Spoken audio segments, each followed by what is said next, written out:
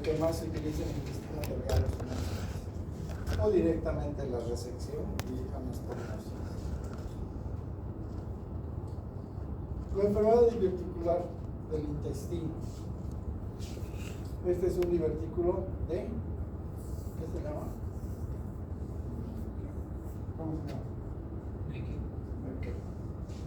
Es un resto embrionario, es decir, es un pequeño apéndice secal, pero en el intestino delgado.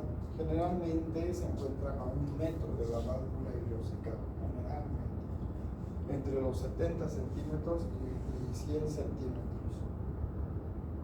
Porque es el lugar de inserción de lo que era antes el conducto, ¿no?, digestivo primitivo, o el omphalomesentérico.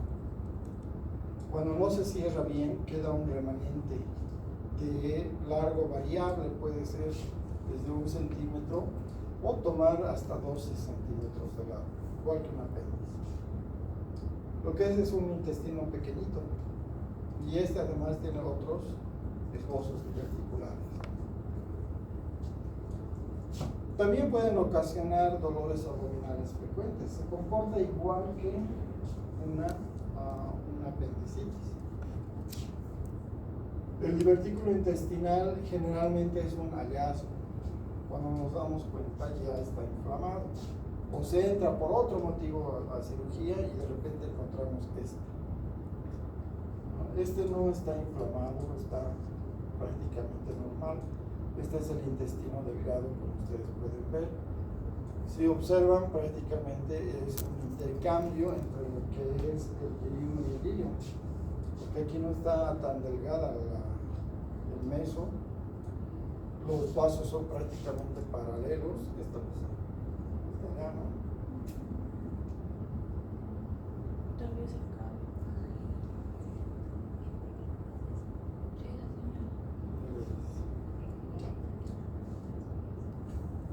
Y el problema viene cuando se ocluye aquí.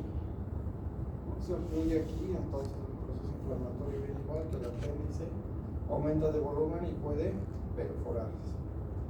Se comporta, por tanto, igual que la clínica del apéndice. Al principio un dolor inespecífico, todo se va localizando, pero generalmente al lado izquierdo o en hipogastro. Entonces este es el divertículo de Merkel. Si hablamos de la patología del apéndice, que ya la vamos a ver en detalle después, vamos a ver que el dolor abdominal inespecífico quiere decir que no puede localizarse, no localizar. Viene siempre con náuseas y vómitos, falta de apetito o totalmente disminución. Y si revienta, un proceso peritoneal con sepsis instalada, igual que el apéndice. Su evolución va a ser la misma, 6 a 12 horas, perforado. Se confunde con una apendicitis aguda. Entonces, ¿qué sucede? Y esto es un protocolo quirúrgico. Si se ingresa al paciente por una apendicitis aguda y el apéndice está normal, entonces el protocolo dice explorar por lo menos 1 metro de intestino delgado aproximado a la válvula ileocecal. ¿Por qué? Porque puede ser un divertículo, una diverticulita. Ustedes van a ver que a veces el apéndice está bien y empezamos rápidamente a revisar el resto del intestino. Puede ser una fístula intestinal. Y el tratamiento es la resección.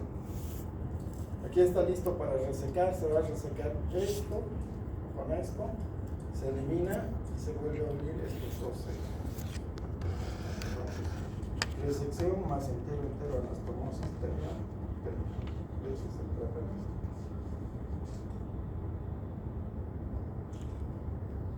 Fístula intestinal. La fístula es una comunicación entre dos superficies epitelizadas. Eso quiere decir entre dos cavidades, ¿ya? O dos espacios. Puede haber una fístula entre el estómago y el duodeno, o puede ser una fístula entre la vejiga y el colon, ¿no? O el recto, o la vejiga y la vagina. Entonces, esta comunicación se llama fístula.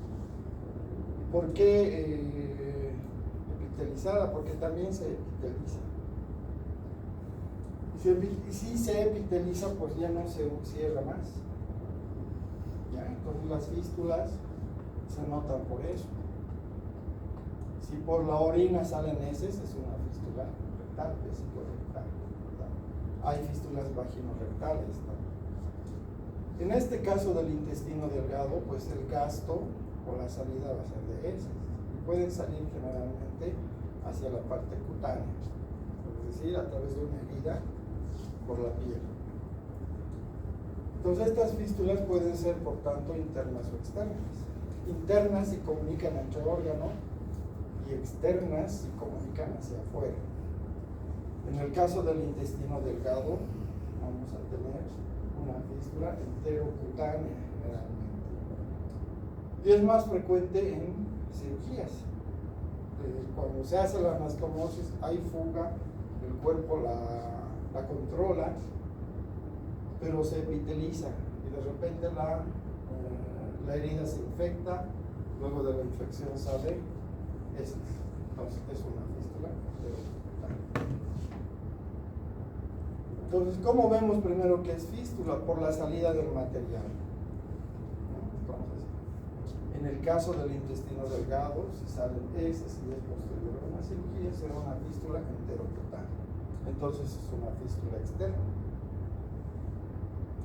La clasificación será de acuerdo al gasto o de acuerdo al lugar. ¿Qué es el gasto? Es cuánto de contenido sale. En el caso del IE1, ¿cuánto podría salir si es una fístula IE1 cutánea?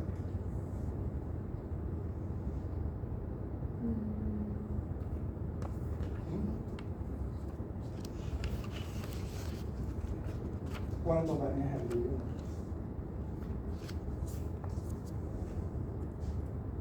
Hemos dicho que hasta 7 litros de líquido. Entonces, si sale la fístula por eso, entonces va a ser una fístula de alto gasto. En el caso del IE1, pues no se va a absorber ninguno de los nutrientes, peor los oligoelementos, y el paciente prácticamente a veces se condena deshidratado, desnutrido, etc. En el ILIUM lo mismo. Entonces las fístulas intestinales tienden a ser de alto gasto, de gasto elevado. En cambio el colon a veces es de bajo gasto, de menos de 200 mililitros. ¿Cómo yo consigo la cantidad? Preguntando a la enfermera, ¿verdad? O poniendo en indicaciones cuantificar el gasto.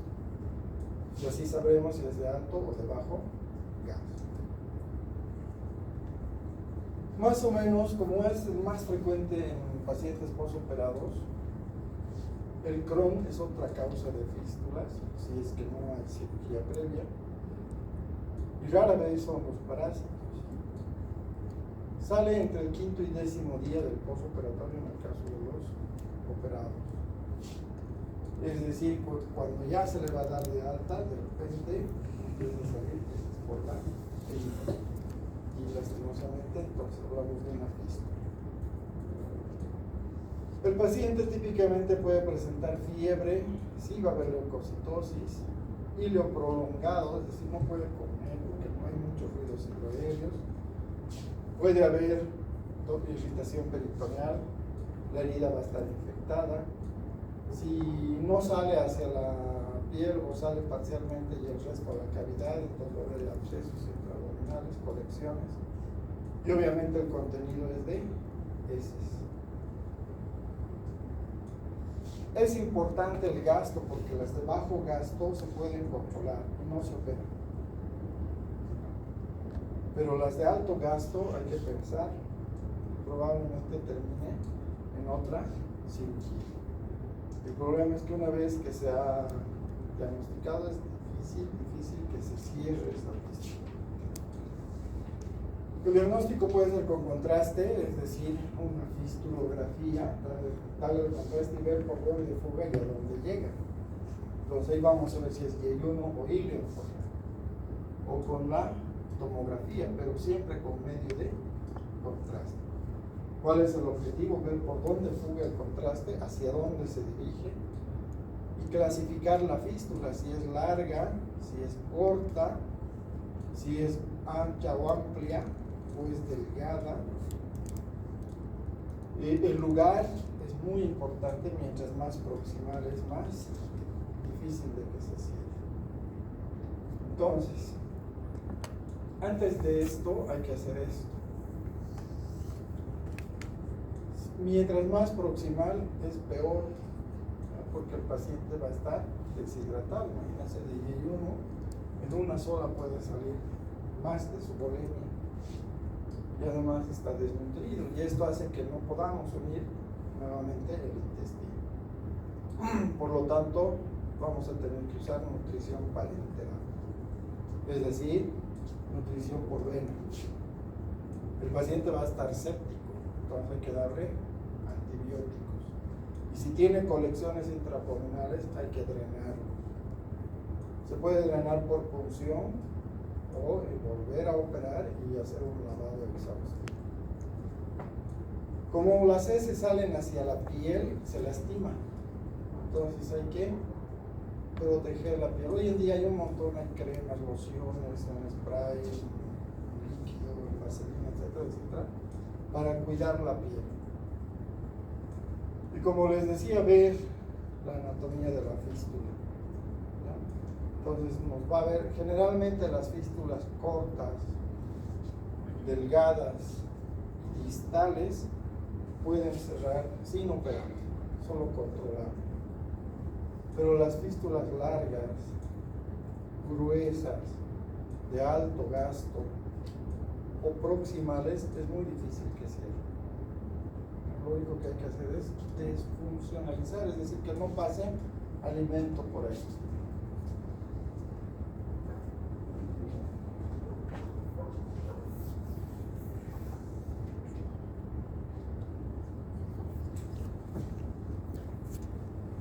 Entonces, eso es importante en la fístula. Es un dolor de cabeza importante, pero hay que afrontarlos. Tengo aquí. Está apagado.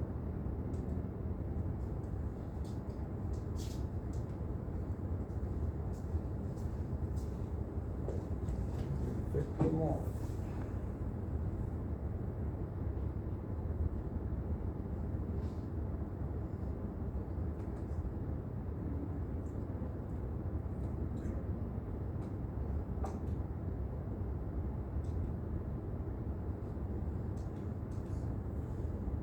Entonces, para esto planteamos después recién el tratamiento. Esto hay que tomar en cuenta, ¿no? Lo que les decía. Si el paciente está bien nutrido o es muy aguda, podemos volver a intentar a cerrar ese intestino. Pero si no, hay mucho riesgo porque se va a volver a abrir. No hay que usar esteroides. Generalmente sucede en pacientes con corticoides. Los factores etiológicos. Si es una fístula maligna, una espontánea, como en el Crohn, con ya asociado a un cáncer, pues no va a cerrar. En el Crohn no cierra. Y en las radioterapias, pacientes con radioterapia, también es muy difícil que cierre. El sitio de la fístula, la gástrica, la duodenal, son las más difíciles de cerrar. Hay que desfuncionalizarlas o poner prótesis. Factores locales, que sería cuando está muy dañada la piel, cuando hay un cuerpo extraño, principalmente distal. Las mallas o suturas son muy frecuentes en las hernias inguinales. Les decía que al poner la malla a veces se pega al intestino y ahí aparece una fístula. La epitelización del trayecto fistuloso, principalmente cuando ya es grueso y ese no se adelgaza, no va a cerrar. Cuando es corto, menos de 2 centímetros, o hay una obstrucción distal. Estos son factores que nos dicen que no va a poder solucionarse quirúrgicamente la fístula. Lo único que queda es desfuncionalizar. Por ejemplo, si la fístula es del estómago, el paciente no va a comer. Hay que darle todo parenteral y se le puede hacer una yeyonostomía de alimentación, o sea, alimentarlo distal. Lo mismo en la duodenal, se llama exclusión duodenal. Hacer una yeyonostomía distal y desfuncionalizar el estómago. Algunos le hacen una gastrostomía para que el paciente coma y se salga por el estómago. ¿Ya? Se cierra el hilo, se radia con material reabsorbido.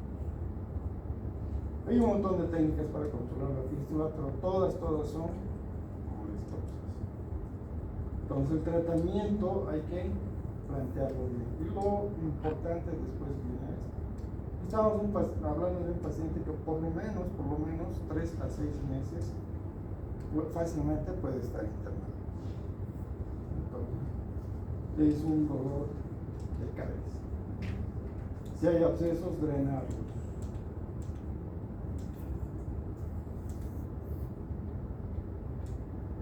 Neoplasia es otra enfermedad del intestino delgado. En este caso siempre hay que estar atentos. Son muy raros, o por lo menos no los diagnosticamos frecuentemente. Siempre que hablamos de tumores, siempre va a ser o benigno o es maligno, no hay otra, ¿no? Es más frecuente en adultos mayores, hay que tener en cuenta la etiología. Nuevamente el Crohn está muy acertado en esto. Y las enfermedades asociadas, la inmunodepresión, la VIH y la tuberculosis.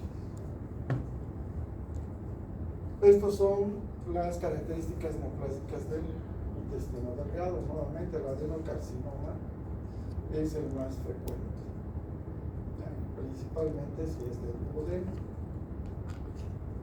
En el ileum puede llegar a ser el carcinoide siempre y cuando esté asociado a un enterocromopina, principalmente a nivel de la válvula ileocecal, apéndice o ileotermo. Estos ya son más raros, el linfoma como el GIST, ya las células del estroma intestinal, o sea, células germinales. Entonces siempre pensar en adenocarcinoma. Lo mismo, ¿verdad? La misma historia natural. Dilución, ingreso, fijación, implante, baja flora intestinal, factores defensivos, es parte de todo, se conjunciona para que tengamos que hablar de una neoplasia maligna. Entonces, generalmente, dependiendo a la etiología, ¿no? va a implantarse una célula maligna y se ha asociado igualmente a pólipos. La dieta y que aquella agresiva que baja la flora intestinal, los estados inmunodepresivos que bajan la flora intestinal, algunos hábitos como el alcohol, el tabaco bajan la flora intestinal, o todo lo contrario, factores defensivos deficientes, ¿no? El paciente no puede defenderse bien, inmunodepresión, tuberculosis, VIH, enfermedades consultivas o aquellos que toman corticoides, etc. Y apoptosis deficiente, factor genético. Se les ha asociado mucho a la enfermedad polipoidea, principalmente los adenomas. El adenoma es un tumor que puede ser tubular, túbulo velloso o velloso, es decir, que puede estar en las células glandulares tumulares, o sea, del túbulo de secreción. El túbulo velloso es un intercambio entre las microvellosidades del intestino y las tubulares, y el enteramente velloso. ¿Cuál es el que más se maligniza? El velloso. Entonces, esto es importante cuando sacamos o encontramos una lesión en alguno de la patología y nos dirá el patólogo, hay un adenoma tubular, entonces un poco más tranquilos. Pero si hay un adenoma velloso hay que estudiarlo un poco más al paciente. Y su fuerte relación, ¿no? con los factores genéticos, principalmente el del cáncer de seno. Este es un adenoma. La característica glandular que tiene, y obviamente es un crecimiento anómalo con una úlcera superficial. Otro adenoma, este es un adenoma tubular. También el linfoma se presenta así. Entonces, parece un tumor inofensivo, no hay cambios en la mucosa. El tratamiento es resección más resección y anastomosis. Entonces, este es un adenoma. Lo mismo, la clínica no es muy específica, prácticamente son hallazgos. Cuando ya encontramos, ya hay ganglios, metástasis, etcétera, etcétera, y el primario puede estar en intestino delgado. La imagen, en este caso, la tomografía de abdomen, la que más nos va a ayudar, obviamente, con medio de contraste oral y endovenoso. Si podemos hacer una endoscopía, ya sea baja o alta, entonces podemos hacer con la cápsula endoscopia. Si podemos hacer una resonancia magnética, también se puede encontrar, solo que la resonancia tiene que ser muy operador dependiente. Con suerte los rayos X se ve así, entonces se pasa el medio de contraste por el intestino y, oh sorpresa, ¿no? Hay un defecto de lineal oclusivo. La lesión se observa claramente, el adenoma. Entonces, es un tumor de momento benigno, está demostrado lo contrario. En la tomografía vamos a ver lo mismo. La dilatación de las heces, un nivel aire, entonces la misma lesión oclusiva. Y este es el aspecto de ese adenoma. Ya operado, estos son los pliegues, y este es el que ha producido todo el problema. Y este ya es un adenocarcinoma avanzado. Para crecer y ocluir, entonces ha estado prácticamente inobservable, ¿no? Difícil de dar con esta localización. Lo bueno es que se puede sacrificar el intestino delgado. Otro adenoma, otro tumor con una úlcera. Este es Y1, se ve más grueso más gruesa la grasa lipoica, más gruesos las velocidades y bien implantado. Esto debe estar menos de 1 centímetro, pero ahí está. Ahí se encuentra el diagnóstico. El tratamiento es la resección. Se corta, se buscan ganglios y se puede apoyar con radioterapia o quimioterapia. En ocasiones la única forma es poner una prótesis. Esta es una guía que es una oclusión total del intestino, donde se pone una guía. Si se logra pasar, a través de este se puede poner una prótesis expandible y ya. Cuando el paciente ya no es operado. Preguntas.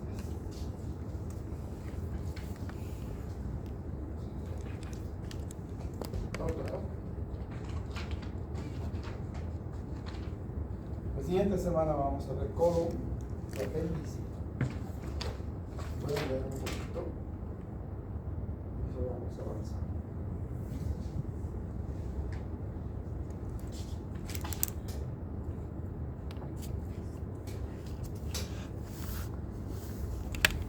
¿No hay preguntas? Yo pregunto.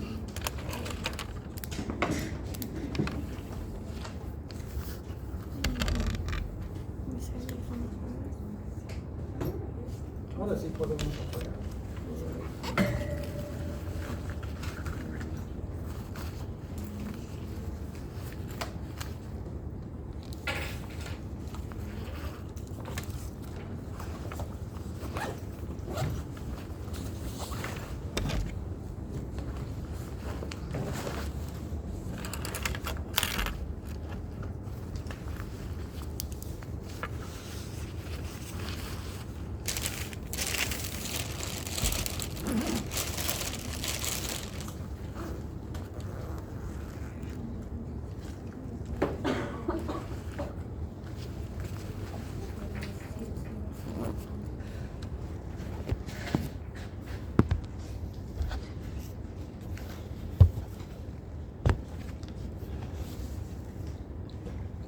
¿Lo pagaremos?